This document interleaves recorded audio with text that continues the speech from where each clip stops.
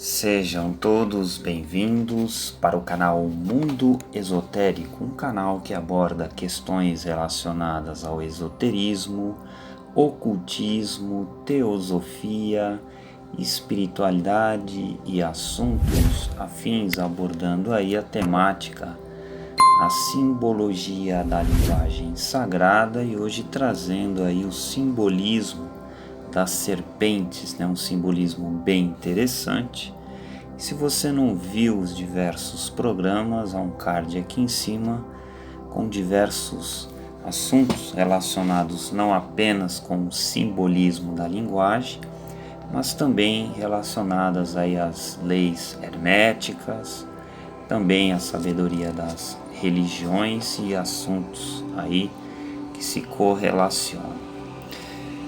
Feito aí a nossa apresentação, vamos aí ao simbolismo das serpentes, E nós temos aí a primeira referência à serpente, que é feita aí no capítulo 3 do livro de Gênesis, onde ela está intimamente associada com o fruto da árvore do conhecimento do bem e do mal, e como comer simbólico desse fruto, aí representando aí a ingesta desse fruto por Adão e Eva.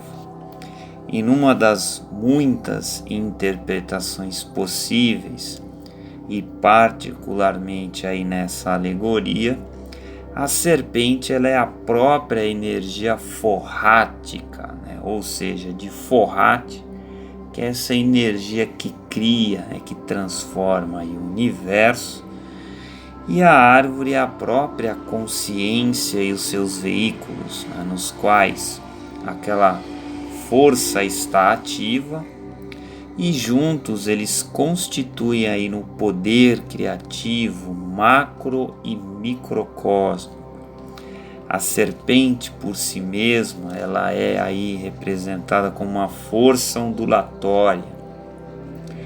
Ela é polarizada de forma tríplice no cosmos, no universo e em toda a natureza, em qualquer plano e em cada veículo do homem. Meus caros ouvintes, a própria árvore da vida, ela é substância impregnada, a matéria frutificada que forma aí os veículos de qualquer ser em qualquer nível, aí também do próprio logos até mesmo de uma ameba, posto que essa própria matéria ela está impregnada aí de energia vivificante. Quando ela não está ativa, essa corrente neutra em si mesmo, o próprio tronco da árvore, vai representar aí a presença divina latente. Quando ativa, estão aí presentes e em operação as correntes serpentinas, sejam elas positiva e negativa, sendo aí interativas do fogo serpentino, como foi afirmada anteriormente em outros símbolos, a própria simbologia dessa condição energizada são a serpente e a árvore. E algumas vezes uma serpente simples está enrolada no tronco da árvore e outras vezes são mostradas duas, uma de cada lado. E o próprio símbolo da serpente ela é suscetível de muitas interpretações. Como foi dito anteriormente, nós temos aí a abordagem exotérica e esotérica, e outra mais profundamente oculta. E em geral ela é o símbolo tanto da sabedoria quanto do sábio, que são frequentemente referidos na linguagem sagrada como serpentes. E aí nós temos no sânscrito serpentes a palavra nagas, que dentro da literatura hindu nada mais são do que os rishis, os yogis libertos, os adeptos, A serpente ela é escolhida como um símbolo de sabedoria por várias razões. Ela desliza secretamente e despercebida para a maioria na superfície do globo, exatamente como a sabedoria, ela seja revelada do alto ou inata. É um poder oculto poderoso, tanto para iluminar, se corretamente empregado, como para destruir se for mal empregado. A sinuosidade suave da cobra e os seus movimentos, elas retratam adequadamente a harmoniosa e rítmica autoexpressão de sabedoria do universo e do homem, em quem ela está desperta e ativa. Ele está iluminado por dentro ou secretamente. A serpente ela descarta frequentemente sua pele. A despeito dessa mudança sazonal, o próprio réptil não muda e aparece numa nova e resplandecente cobertura. Assim a sabedoria, embora permanecendo a mesma em essência, ela manifesta-se sempre em novas formas, nenhuma sendo capaz de manter-se permanentemente. A língua da serpente é bifurcada ou bipolar. Igualmente, a sabedoria, sendo susceptível de degradação na esperteza vulgar, empregada para motivos ignóbeis ou de elevação, na intuição sublime voltada para ideais altruístas. O veneno da cobra pode destruir ou curar, dependendo de seu uso ou dosagem. Isso também é verdadeiro para a sabedoria. Degradada, ela pode envenenar a alma, e se for usada corretamente, é um antídoto para muitas doenças. Os olhos da serpente são constrangedores, até mesmo hipnóticos. A sabedoria, uma vez despertada no indivíduo, não sofre resistência, rompe todas as barreiras e, finalmente, governa com poder impelente. Os sábios também são irresistíveis em seu poder, muito embora pareçam ser inferiores e não reivindiquem elevada consideração. Todavia, eles vivem perto da fonte da vida, exatamente como a serpente vive próxima às raízes e semente das coisas vivas. A serpente, meus caros ouvintes, ela está representada aí no homem, tanto em seus aspectos construtivos quanto destrutivos. O eu superior, a sabedoria da vontade da alma espiritual, corresponde à serpente de luz, enquanto a natureza do desejo contém potencialidades destrutivas. A mente é a força equilibrante ou a haste entre essas duas energias opostamente polarizadas, ou serpente no homem, a serpente na cruz, levantada por Moisés no deserto para curar os israelitas de suas enfermidades. Ele é um símbolo da sabedoria que está unida à mente para purificar e elevar o eu inferior e curá-lo de suas tendências e dos efeitos da sua expressão. A serpente é usada também para retratar a influência harmonizante da natureza crística no homem, que tem o poder para curar e ressuscitar da morte para a vida. Isso implica o poder para transmutar os aspectos inferiores da natureza humana nos superiores.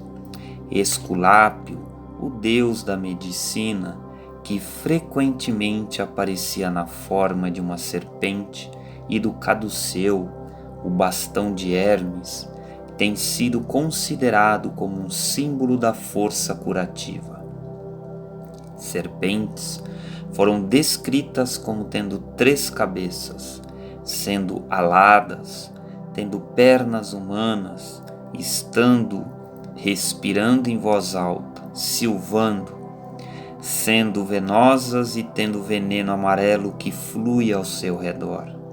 Nos aspectos superiores, isso simboliza a ação do tríplice eu superior, especialmente do princípio da sabedoria pura no seu interior. Nos inferiores, as atividades destrutivas da serpente, da simbologia antiga, referem-se aos desejos predatórios e destrutivos e às paixões do homem. Os heróis que as destroem personificam o iniciado que transmutou o inferior no superior e alcançou o equilíbrio perfeito entre eles.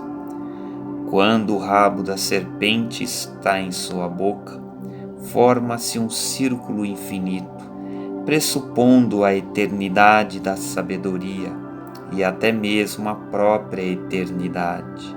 Esotericamente, entretanto, estão indicados aí processos de cosmogênese pela união de positivo e negativo simbolizados, ou a entrada do rabo na boca.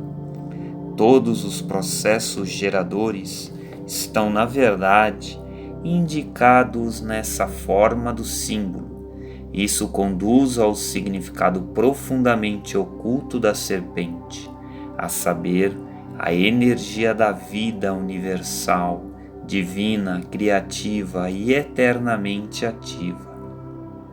Isso é Fohat em sua polaridade dual, algumas vezes simbolizado não como uma serpente com o rabo na boca, mas como 2 mutuamente entrelaçadas.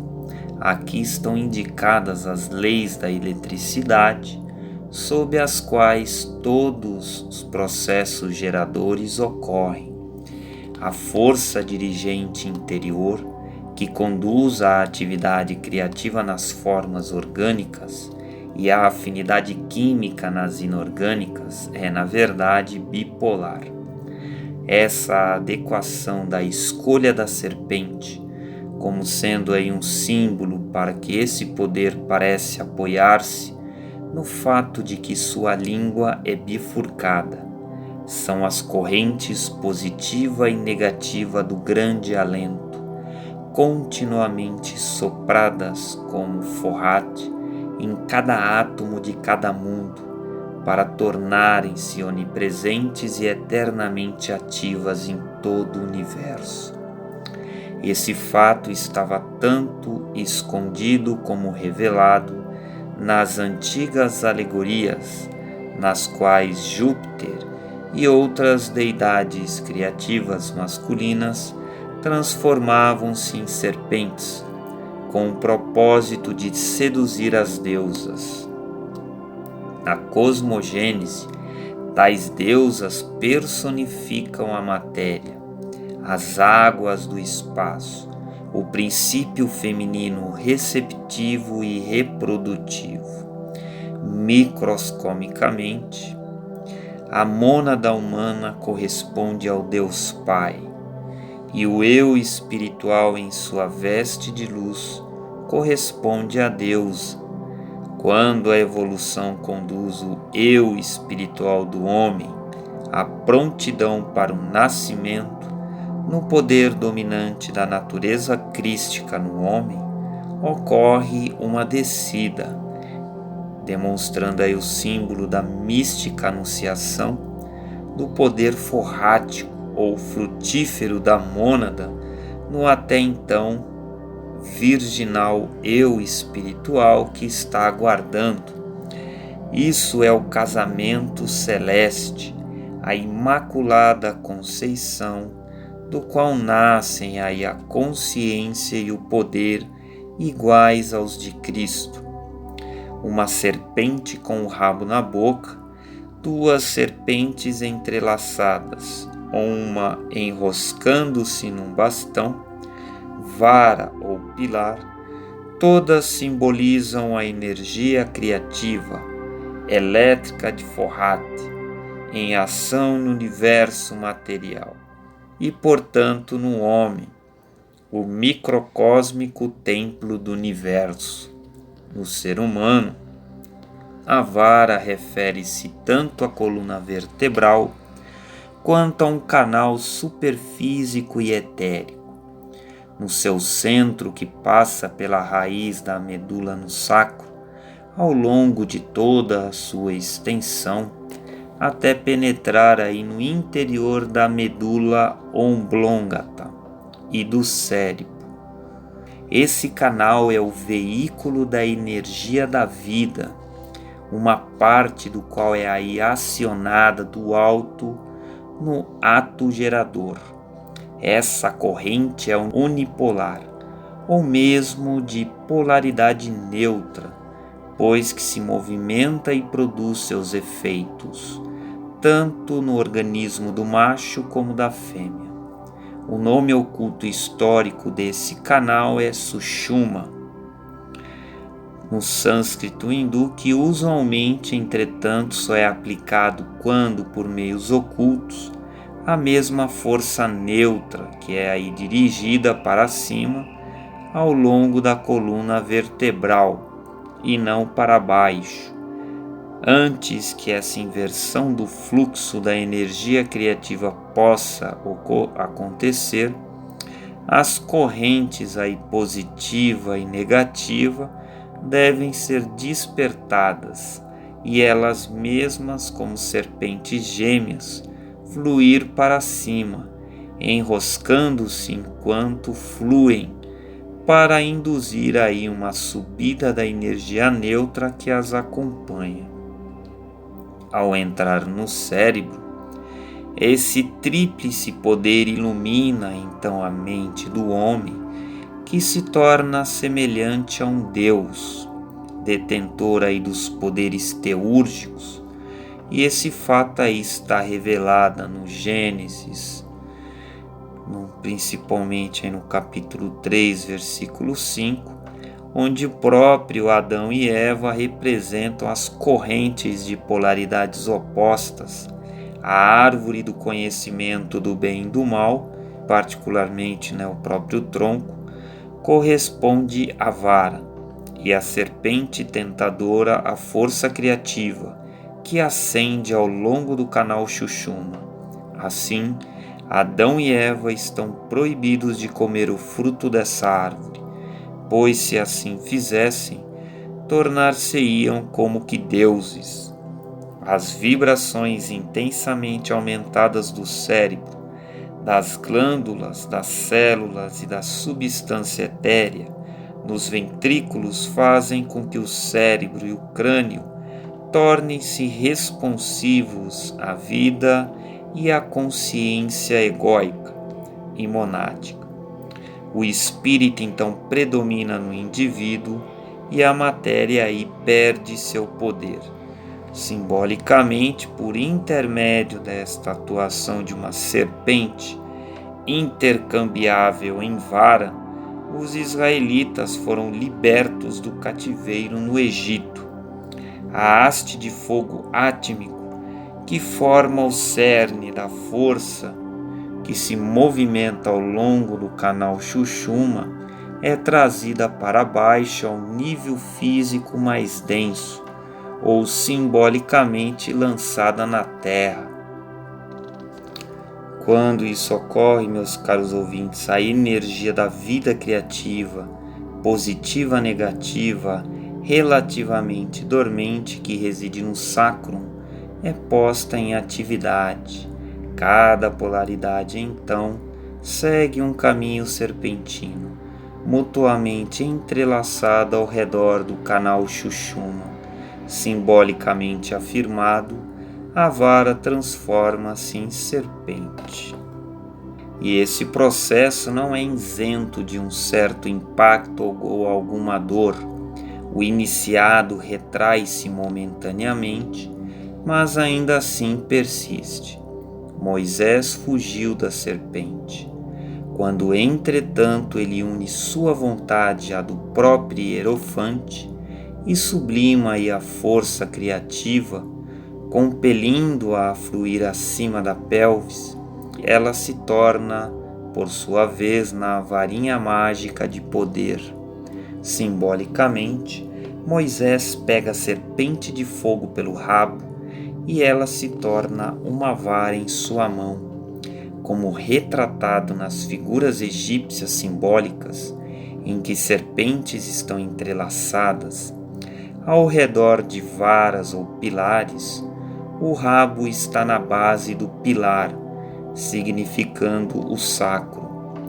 A cabeça da serpente está na parte superior, onde frequentemente uma flor de lótus está brotando. Isso é também um símbolo universalmente utilizado. Varas florindo, como a de Arão, têm um significado similar. A abertura dos centros de força nos corpos superfísicos, consequência do despertar e da ascensão do fluxo de poder serpentino, está aí descrita por tais símbolos.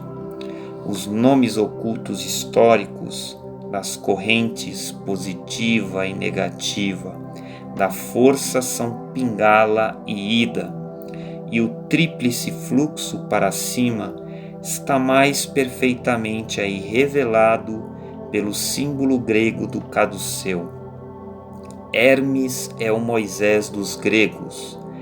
Hermes é um mensageiro de Deus para os homens, pela virtude de segurar em suas mãos o caduceu, exatamente como Moisés segurou a vara nas suas. Hermes também libertou Perséfone do submundo, da mesma forma como Moisés libertou Israel da servidão do Egito. As serpentes de cor escura e clara do caduceu simbolizam o poder dual da sabedoria secreta, magia branca e negra. Terrute, Mercúrio, Hermes, possuindo ou tendo dominado o fogo serpentino tríplice, personificam a pura sabedoria, guiando a alma após a morte, tanto natural como figurativa, sendo aí na iniciação, e chamando à vida aquele que estava morto. Esse poder é possuído por todos os adeptos, ou serpentes. O antigo símbolo chinês do trono do imperador, sendo aí o assento do dragão, e o dragão bordado em seus trajes cerimoniais, também se referem a essa sublimação e a seus resultados. Jesus adverte seus discípulos, dizendo: sede sábios como as serpentes e inofensivos como as pombas.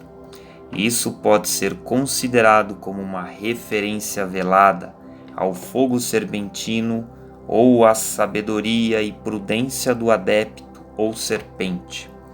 As duas serpentes simbolizam todos os pares, aparentemente opostos e hostis nas alegorias mundiais.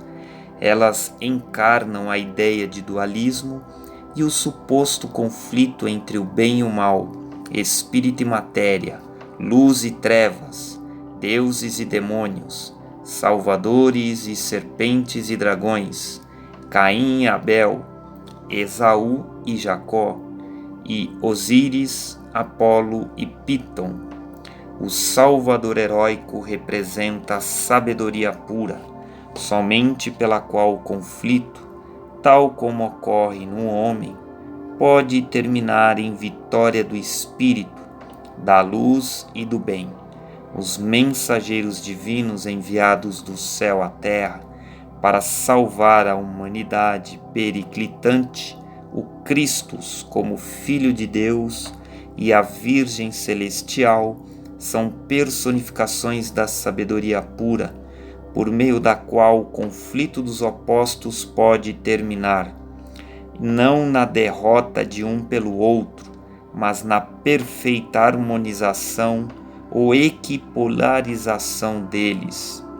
O resultado é a retenção de todos os poderes de ambos oponentes, das serpentes de luz e de trevas, e a obtenção da capacidade de usar um ou outro ou ambos, enquanto o usuário permanece numa condição de equilíbrio dinâmico. Essa realização está simbolizada pelo esmagamento da cabeça da serpente por Sri Krishna e pela vitória dos salvadores e heróis de outros povos antigos sobre os répteis. A contemplação do símbolo do caduceu revelará quão perfeitamente ele retrata aquele processo e aquela realização. Esse poder redentor, o Christus, penetrou no homem, Jesus, o veículo humano no momento do batismo no Jordão, e desde então Jesus começou a operar milagres pela divina autoridade.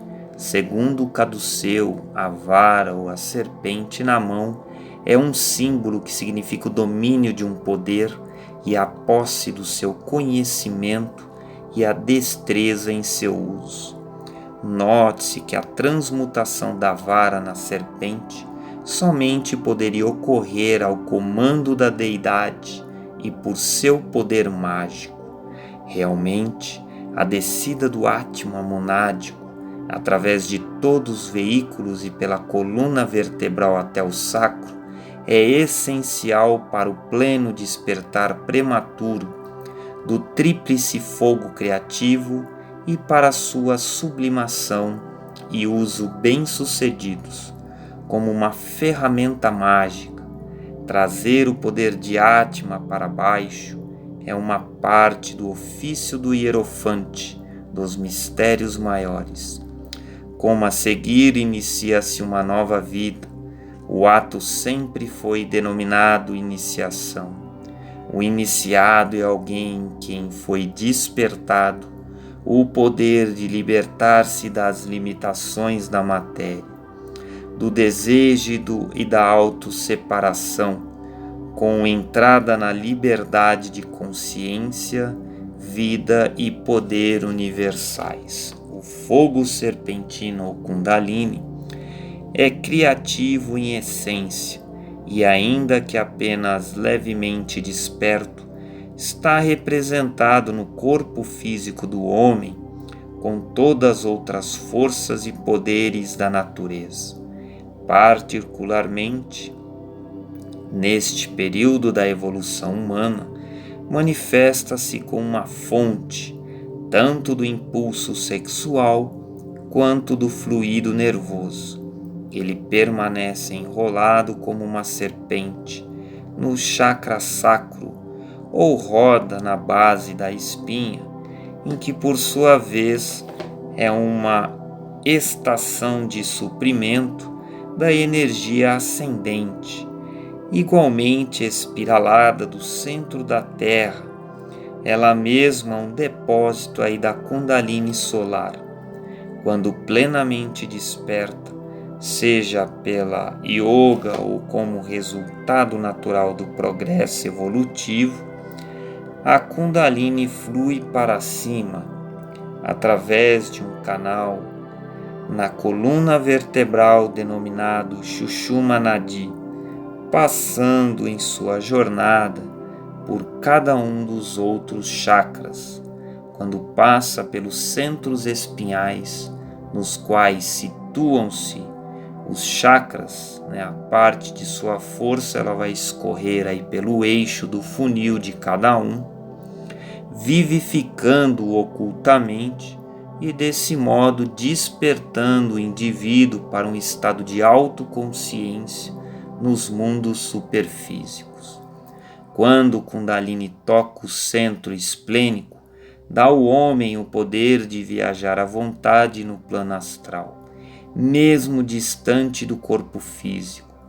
Quando toca e abre o centro cardíaco, as forças da consciência búdica ou crística, residente no veículo da intuição do homem, se suficientemente desenvolvidas, começam a fluir no neófito para o nível físico, e a rosa mística, o chakra cardíaco, floresce em seu peito.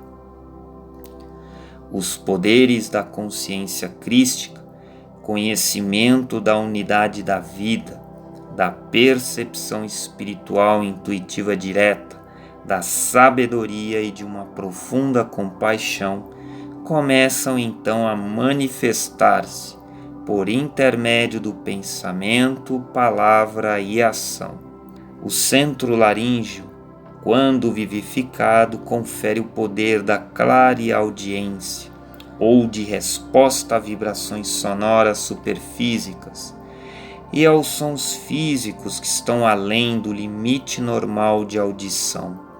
O centro frontal, quando vitalizado ocultamente, confere a faculdade de clarividência, e quando o chakra coronário é aberto, o neófito adquire a faculdade de usar a consciência supersensória, ainda que desperto no corpo físico, e de deixar o corpo e a ele retornar à vontade, sem qualquer lapso na consciência.